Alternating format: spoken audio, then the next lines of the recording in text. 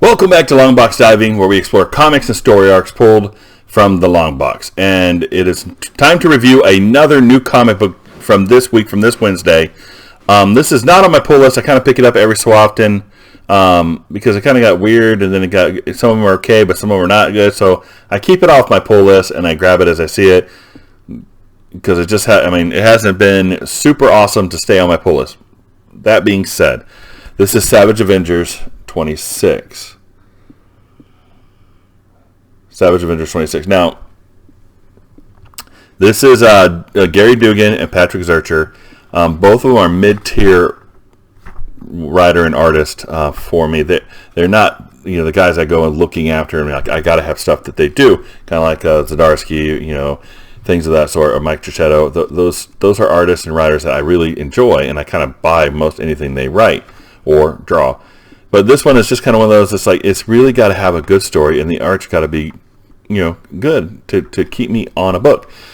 So I went ahead and picked this up because I like the idea of Savage Avengers, right? So there's a team that's willing to do what it needs to do to win, to do what's right, and sometimes it requires people doing hard things to do right.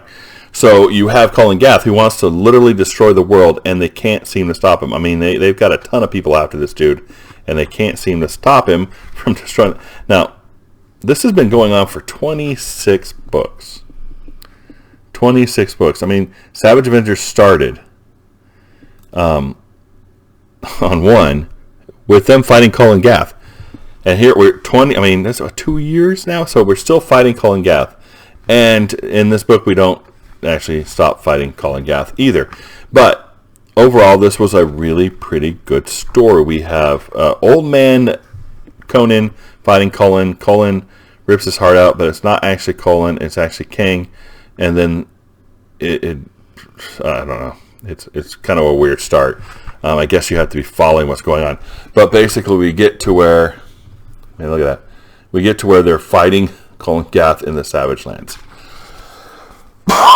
So they have basically we have Doom, Conan, and we have Doctor Strange fighting Colin Gath in the Savage Land, and they blow his hand off there, right? Because they know he can cast. They try the Crimson Bands on him, but he is just wiping the floor. Oh, and King is there as well.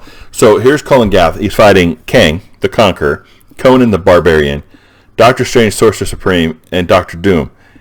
And he's beating them. All four of them, beating them. This guy is pretty powerful.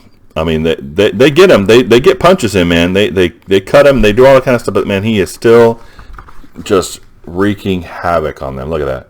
He is taking them out. So, now there's apparently two kings, and the other king, which we all know, time-traveling king means there's multiple kings. It's not just one king. There's millions of kings. And so King comes into the past between heartbeats of Conan dying or something like that, and brings in a whole nother round of Avengers. So we got Elektra Daredevil, we got Juggernaut, we got Scarlet, or Black Widow, we've got Magic, we've got Dane, the Black Knight, we got Wolverine, and Ghost Rider. So all these guys come out of nowhere and they start beating the crap out of King, right? And they're actually doing a pretty good job of it, but they're still losing. And then there's a specialized dagger that they're kind of tossing around, each one of them trying to get it. They finally give it to Magic. Now, Magic's had a very minor part from what I read in all the stories, but somehow she's the one that gets to plunge the dagger into his chest while Conan's holding him. Okay, I'll take it. Either way, it works. But Colin Gath pulls the dagger out and licks the blood off the blade and said, "I'm moments from ascending, and I'm taking everything on the planet with me." And then we're going into the next issue. So this had a great fight scene. Great fight scene. So I would say overall the cover, I'd put it as a 3. There's something in here.